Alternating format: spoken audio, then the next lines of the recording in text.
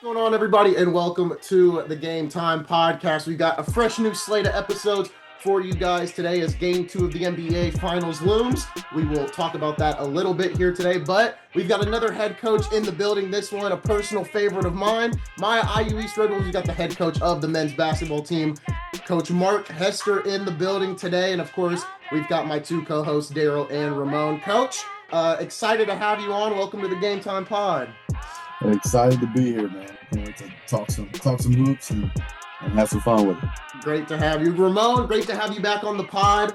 It's good to have you back for this episode. And then Daryl. Yeah, welcome back, Ramon. Yeah. It's been, what, 5-6 years? Man. I'm going to get new friends and a new podcast. Whoa. We can't have that. We can't have that. But, Coach, let's kick things off. If you can, for the audience at home, can you kind of give us a little bit of background, whether that's before IU East or when you got your start, and just kind of talk about why you love coaching and maybe even why you love coaching at this level? I'll probably start here. I've been here so long, most people aren't going to care about what happened before then. That was like almost pre-internet. Been here since '06. Before that, IU East was just a club team. I mean, when I first took over, that first year, that's what we had. I was literally going out and asking guys in the hallway if they wanted to play that night. It was kind of like that. Like, we just had to take what we could. But they hired me as the coach and the athletic director in order to take us to legit sports. So like within a year and a half, we were part of the NAI. And so that third season, we were legit NAI members of the then KIAC, which is now the River States Conference. So it, kind of started from there. We played for the first 10 years at Richmond High School. Didn't have a gym. Actually went to our first Final Four before we had a gym, which is kind of cool. I really wanted to win that one because, man, to win a national championship without a gym would have been kind of, talk about a feather in the cap. But then they built us our gym that we have now in 17, and we started there, and just kind of been trying to get it back to where it's been prior to COVID. Like, COVID really put a hurt on us, and we've struggled since then. And so just trying to get it back on the map to where our standards are, which is contending for national championships year after year. And then, Coach, I asked Bill this from Cascade Hoops, and then I also asked Coach Scott Moore this last week, so I'll continue with this question. What makes the NAIA so special compared to the other levels of college athletics? Coach Scott Moore said it's the purest form of sport that you can play at this level. And I don't remember exactly what Bill said, but he said the student athlete part of it is still so much there in the NAIA level where it may not be there in those other levels. So for you, what makes this level so special to you? I'll agree and second what they said, but also I think relationships is the big thing. The amount of time that we can spend with our athletes because of, like, for example, I have practice tonight, full practice. We have our team here. We started last week.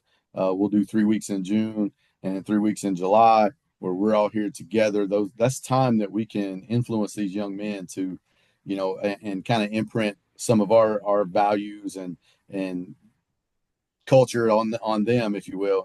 So it's unique in that we get to spend that much time with them, and we're not just focused on, I think the majority of us coaches at this level are not focused on just trying to get the next job. We're focused on bettering the people that are in front of us that we lead every single day, and we're helping them to become better people, better students, and go out and do things. And that's why, I've stayed. That's been really important to me. And I think that's evident in the being able to bring back some of our alums to be involved with our current players, and, the relationships that we've built over the years have been awesome. Daryl, Ramon, I'll let you guys take the floor here if either of you guys got a question. Ramon, you want me to go first? You want to? Yeah. You can go ahead and go first. Hey, Coach, I got a couple of them teed up for you. I don't want to put them too much on the tee for you, but you spoke to it yourself. After the last 16 years, you've been really dominant.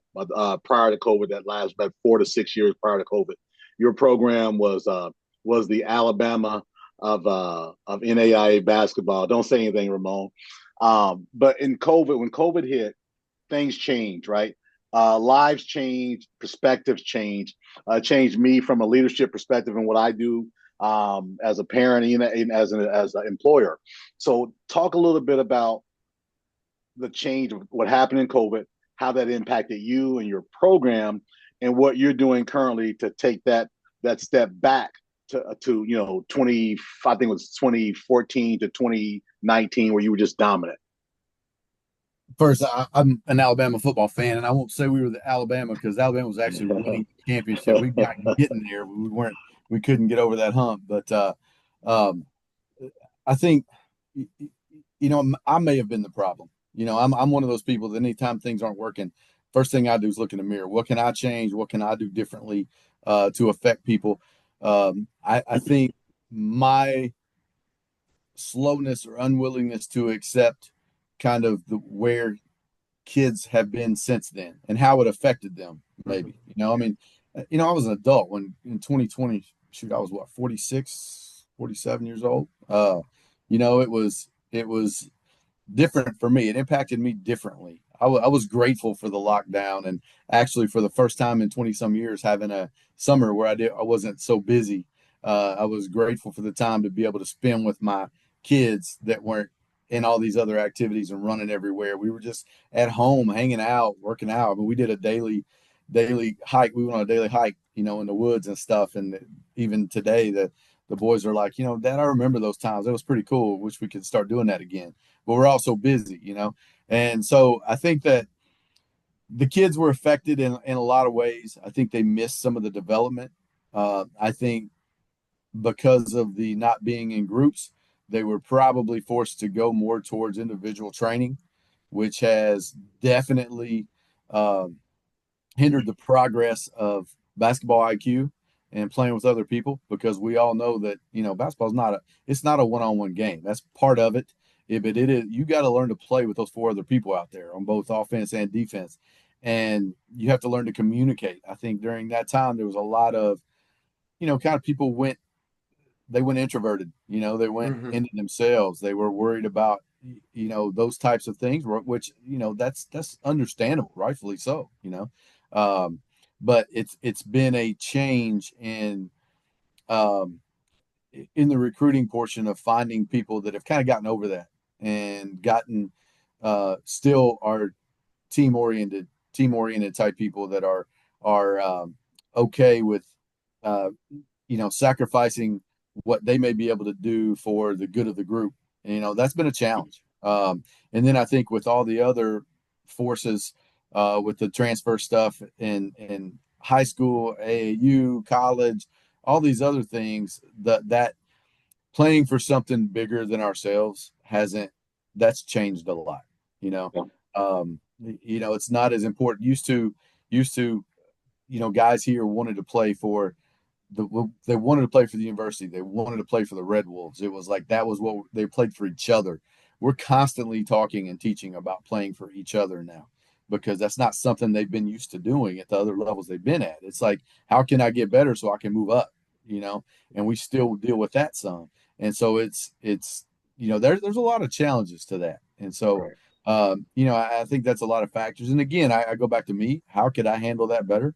That's something I've done a lot of, thought about and introspection, if you will, about how can I do what I do better, and handle these kids at the stage that they're at in their life better.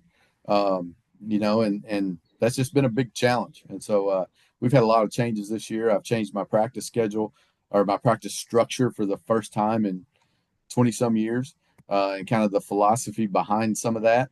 I've got new assistant coaches. Both of my other coaches moved on to take head coaching jobs in high schools. And so there was a chance for change. And so let's jump on it and see what we can do differently and move forward in that direction. Good. I like that. Self-reflection, right? And that's exactly what you're talking about. So I definitely have a high appreciation for that. Next one I've got, this is a little bit of complimentary, but there's some question. I looked at last season, your statistical data for your team. You shot almost 50% from the floor, right about 48%. 3 point percentage of almost 40, 38%. However, you shot 76% from the line. How do you equate such great shooting team on the floor when guys are in front of you, hand in your face, shoving, pushing, and then kind of being pretty much middle of the pack at the free throw line from such a good shooting team? What have you talked about to your team about that, and what are you trying to do to create a 50, 40, 80 type of team? Man, if we shoot 80 from the free throw line, it'd be great. The crazy part of that, and this is kind of a this is just the truth and the reality of it. The reason why the guys are getting fouled because they're going to the rim because they can't shoot it. You know what I mean? Okay. The guys, and Isaiah knows this because he watched the majority of the games. I mean, we got guys that can catch and shoot it from 25 feet with a hand in their face. They're not getting fouled because they're not going to the rim. It's the guys that can't shoot that three that are attacking the rim and getting those close looks that are getting fouled. So it's who's shooting it. You know, Okay. those guys that can shoot it when they get fouled, they're making theirs. That's why 76 isn't as a team isn't a whole lot to sneeze at. It's pretty good, but it would have been a lot better if the guys that can shoot were getting the majority of the free throws versus the guys that they've either got to dunk it or get to the rim. You know what I'm saying? So basically, you're saying you've got Pascal Siakam going to the rim, or you rather have Tyrese shooting the mid-range shot. Is that what you're telling me here? Yeah, Is yeah. that- That's basically what we're working on. Okay, good stuff. But on the surface, as you look at that, if you don't ask that question or get an understanding, you think there's something else to it. But your answer makes all the sense in the world. So that's I like that. Look, another question I've got for you: recruiting. Right on your bio, it has the phone number. It's a two-part deal. It has your phone number. It has the contact information. And I see that in a lot of coaches has their phone number. Is that your phone number to your office? Is that phone number to the athletic department, or is that a like the bat phone? I'm How sure does that work? I'm sure that's my cell phone that's on there. Really? I think everybody in the world has it. It seems like, uh, but I don't even have an office phone, to be honest. They took it away Oh from me. wow! That's Oh wow! they took it away from Oh, me. So you can still call my office number and it'll come up on my computer. But okay. I want to be accessible. I mean, the name of the game is finding the best players and doing whatever it takes to get it done. I don't want to Gotcha. hide from people. You want to be accessible. I think, yeah, it would be nice to have family time and some private time, but I got to put food on the table for that family. Yeah. So, Yeah. to do that, we need the best possible players. And again, how can I preach being all about success and all about winning if I'm not willing to do whatever it takes to get that done? Okay. And it's a rhythm. It's not I wouldn't say there's a balance because there's not really a balance when it comes to all that stuff when you're a college coach. There's a rhythm to it. Like, you Okay. learn you can talk to people and when you can't, when the wife's giving you the The thumbs up, the thumbs up, and the thumbs down, right? right, or the your son saying, "Hey, come play with me," or this or that. It's a little different. So with that said, your team is mainly constructed of out-of-state kids. I think I looked. I think it's 11 out of 13 or something along those lines. You got one from Indy. So my question, I'm a little selfish in this, being a Warren Central graduate, right? There's a lot of good players out of the East Side. You thinking, Richmond, East Side of Indy. What is your thought process regarding the wonderful school of Warren Central High School and some of the talent that's come out of there? Especially, I'll throw a name at you, young man that I'm familiar with, Dean Tate. So, talk a little bit about your thoughts regarding the Indy area and what you've done to try and kind of bring some hometown flavor to the school. Well, I think if you go back and look over a period of time, I mean, we've probably dominated Indy more than anybody. Just so happened that last year we didn't have. This year it's kind of flipped.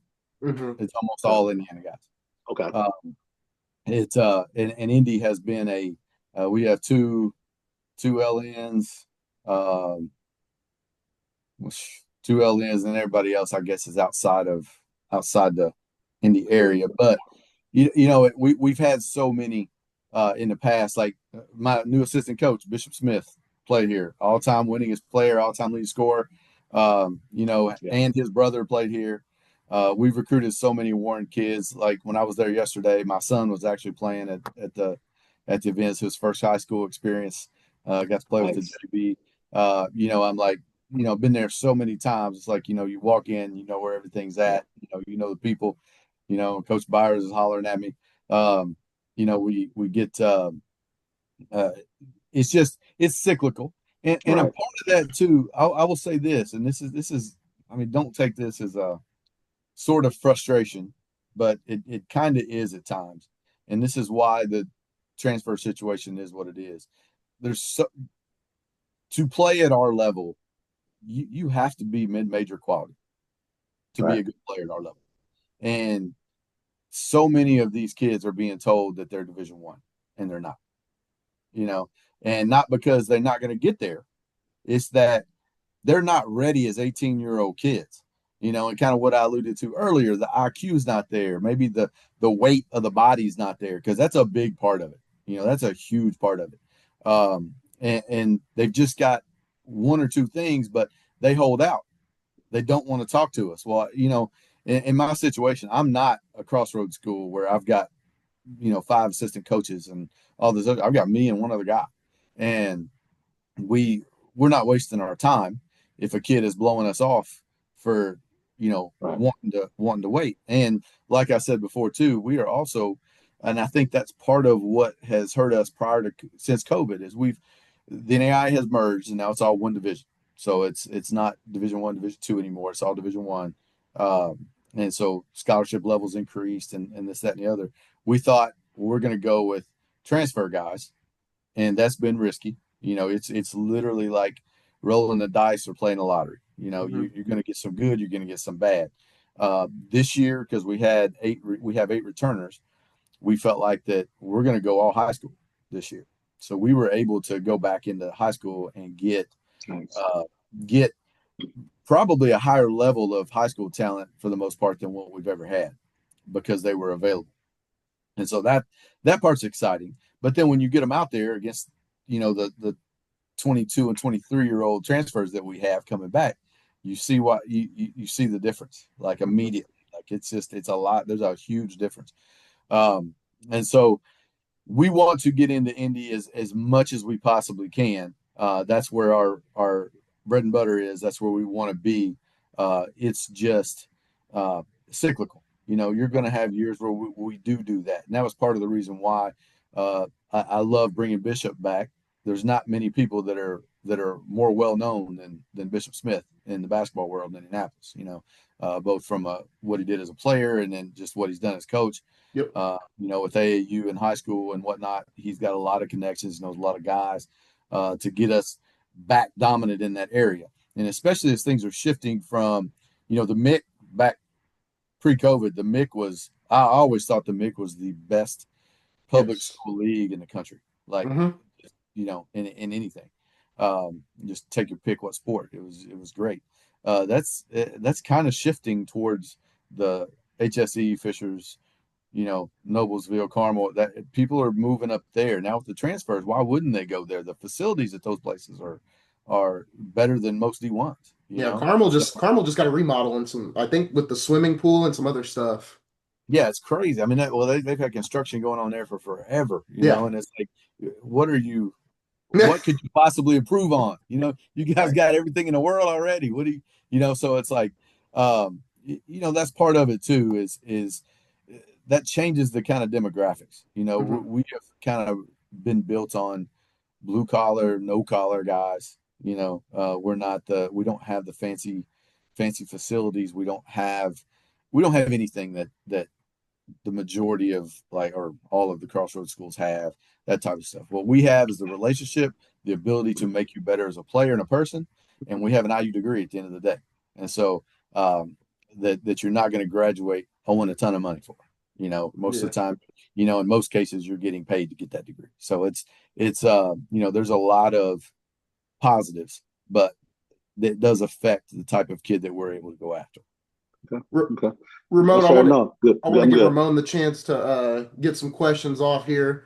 But Daryl, those were good questions for sure. And then we're gonna spin around and get get into that NIL part as well. But I want to see what Ramon's got. What's going on, Coach? What's up? I got a quick question. Ramon, your mic's going out a little bit. Am I going in and out? Can you hear me? Yeah, it's in and out. It's a little squealy.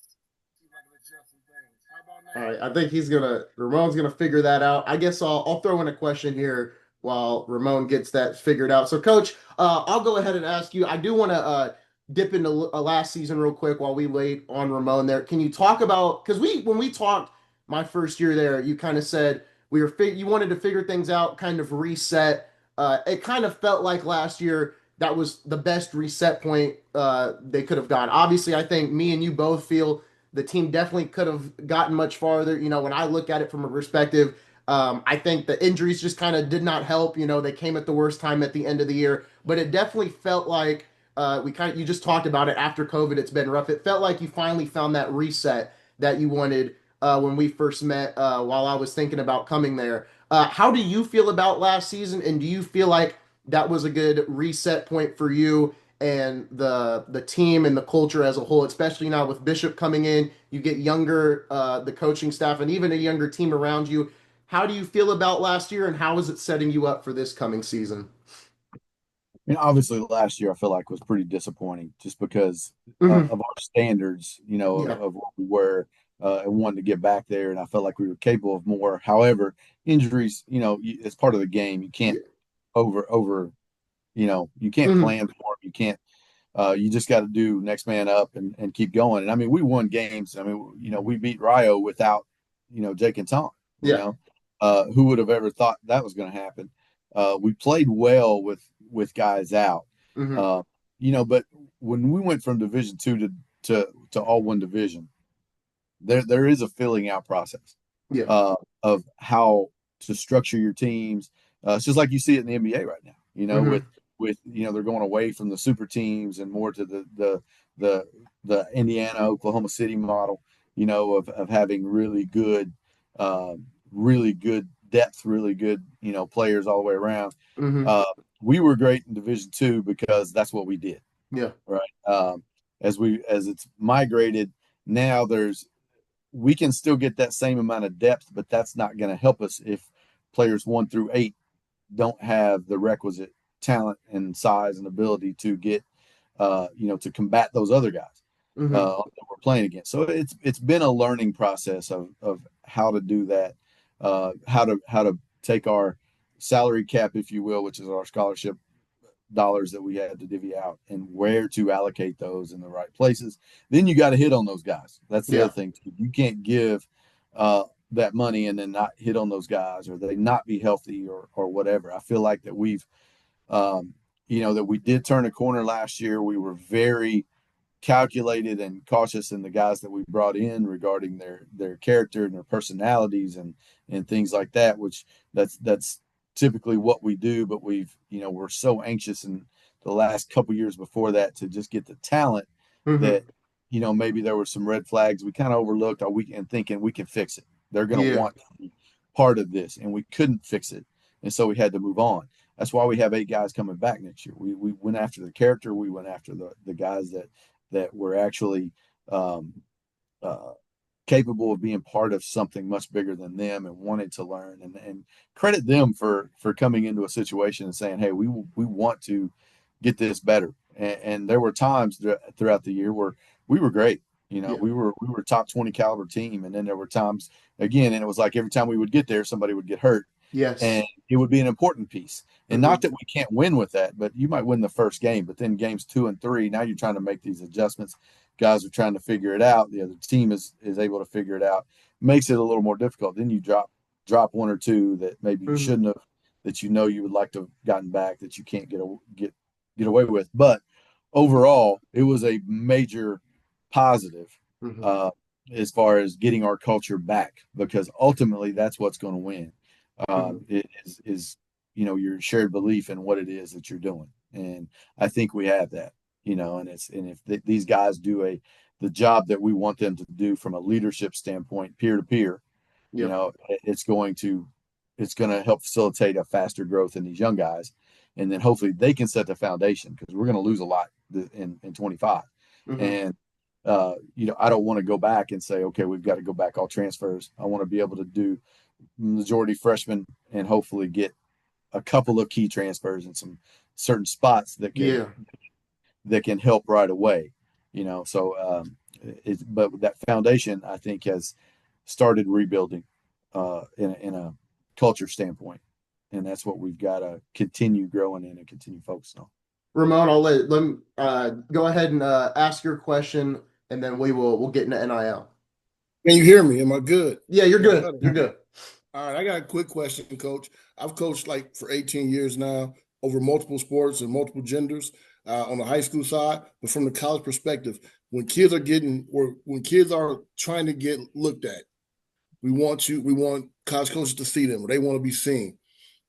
What's the proper procedure? Because they hear so many things from high school coaches, from family members, from the barbershop, and just to give them like a little map to be seen, to be noticed, to get on that map. And then second part of that question is, I know you probably get a lot of emails, calls, texts, and video links, huddles of athletes and basketball players. When you pop it on, what do you look for? What do you don't look for? What's the do's? What's the don'ts? What kind of advice can you give them? Kind of in the same answer the both questions in one thing right there. I get probably about 80 plus emails a day from kids all over the world, like all over the world, and so you're overrun with them. Mm-hmm. The worst possible thing that can be said is, Coach, I have a guy that I know will be great at your level. Like, because I will bet a paycheck that 9 times out of 10 that coach has never watched one game at our level. And even within our level, there's levels, right? It's just like Division I. I mean, I would like to consider us, even though we operate with a mid-major budget, I would like to feel like we're kind of like a Gonzaga or somebody like that even though we're a smaller thing, we do a lot more with less. It kind of puts us on a higher major level. So it's like we have a different standard of player. The 6'4" post guy is not going to cut it, right? I mean, they got to understand that it's different. So I think that's one of the things is we like it to be simple, but we also like it to be truthful. I think that's whether you're talking to us or whether you're sending us an email, be truthful. Tell us what the kid, we're obviously going to be able to see what they can do. Because, I mean, I've been doing this. This is my 26th year of college coaching, and I'm yet to see a kid miss a shot in a highlight video that sent me. It's amazing. We can see what they can do. Tell us what they can't do. I think because we need to know how you're going to impact the game when that shot's not going in. That's what matters. The intangibles are important, but there's certain things that we look for, and kind of the other part of it when the kid is playing. And what, as a high school coach, if I was talking to those kids, the thing that stands out the most right now is a kid that first of all plays the right way. They're not out for them; they're out to try to win.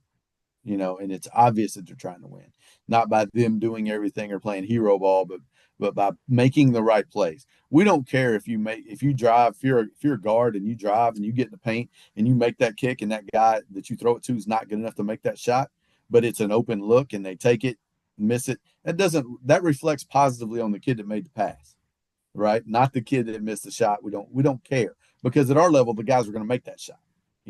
We want to know that you can see that play. We want to know that you can come off of a ball screen and make the right read, regardless of whether it's for you or whether it's the roll guy or whether it's, somebody cutting. Can you make those plays, and can you see it? And we can put you around guys that are going to finish those. That's not the problem. It's, can you make the right play?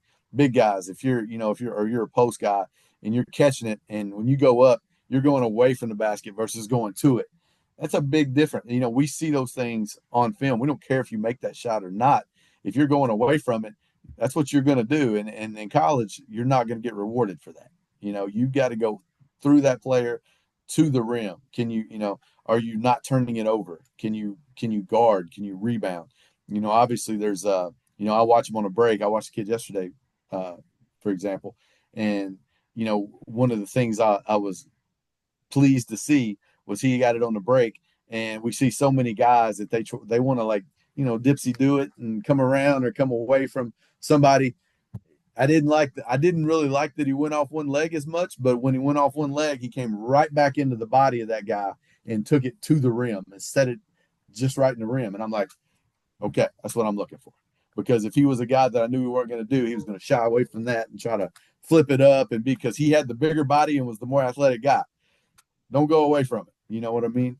I think that's the big thing. I know it's probably a longer answer than what you wanted, but I mean, if I could get that message out to more people, it would be, understand we're the guys that talk and lead and play the right way now jump out to college coaches because there's not as many of them.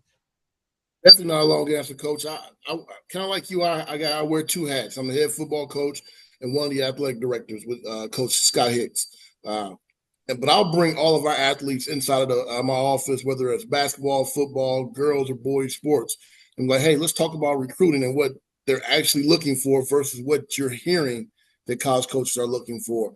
I got my baptismal when I was coaching AAU basketball for D Rose and coaching under Coach Hetty over at Carmel, and then Coach Fagan at Brebeuf earlier. And they taught me exactly the things that you're saying now, like the little things that college coaches look at, not the end result all the time, but just how you got there, what the process was of getting there. And just to hear you say that, to reaffirm that, and it to be on video. So when I show these knuckleheads, like, hey, this is a college coach, and this is what he's looking. It's not Coach Stallings, the old fat guy in the corner. This is a college guy telling you exactly what he's looking for. So it was definitely helpful, and I'm thankful. You got the old fat guy on video now. Coach, we're going to move into NIL here. We've got about 6 minutes left here in the segment. I do want to give the floor to Daryl. Daryl's done a lot of research on NIL. This is the thing that interests a lot of us the most. So I will let Daryl and Ramon kind of go back and forth here on the NIL piece. But Daryl, Ramon, you guys can figure it out there, and whoever goes first.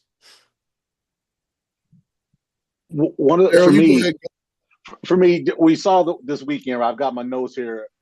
Judge Claudia Wilkin granted that final approval for the multi-billion-dollar settlement, right? And there's a lot of tentacles involved there, even from the perspective of trying to get Charlie Baker trying to get Congress involved, right?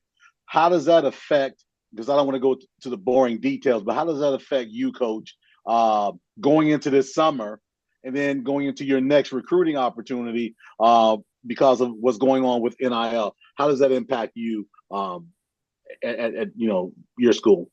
It's already impacted us a lot, and I'll be interested to see rosters this year. I don't think you're going to get near as many D1 guys coming down anymore. I think they're going to stay where they are, and the ones that do come down are going to be your former walk-ons or guys that didn't get to play at all. And we messed with a D1 kid from India. I'm not going to mention his name, but we messed with him quite a bit. And one of the things that we kept getting told from his coaches where he was, because they were trying to help him, and we kind of got this feel from him. He wanted to go somewhere where he wanted to come down, put up huge numbers, and go back and make money. And that's not appealing to us, right? Because I don't want somebody here that wants to just try to come and put up numbers.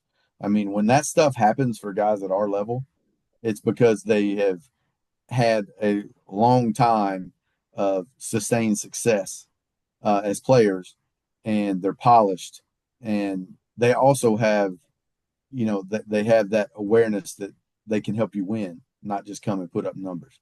Mm-hmm. And so I think that I'll be anxious to see once everybody gets going in the fall and they post their rosters, how many Division I guys are still are doing it. I think, that ruling that came down, I've been following that closely this weekend. And, I think I'm very opinionated on this topic.